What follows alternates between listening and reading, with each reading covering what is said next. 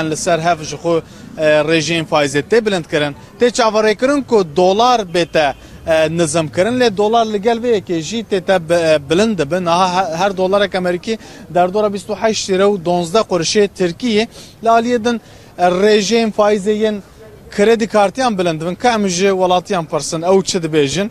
İyi günler, kolay gelsin. Merkez Bankası faiz kararını açık yükseltti. Siz ne düşünüyorsunuz? Ben yorum yapmak istemiyorum, lütfen şey yapmayın. Türkiye'nin ekonomisini nasıl değerlendiriyorsunuz? Tamam, anladım. Ev nakhwazın bakıvın.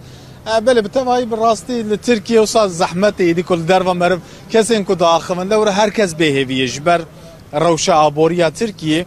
جبر کو بههویرن ایده عاجزن نخوازن زده جمدیای رج باخون نها تچواره کرن کو خو حتی داویا ساله یعنی دمها مجدارو مها برفانبار دا دمه هجر پیشیا مهیه و دمجی ایده رژیم فایزه بیت بلند کرن لگوری تخمین ابوریناسان و حتی جسادی چل زده به داویا سال 2023 دا نادما کو امل بورصه استانبول دنرن بورصه استانبول جی پشتی بریار بانکا ناوندی او جینها گلکی بلند بویکا ام جوانا پرسن جوان 40%. İyi günler.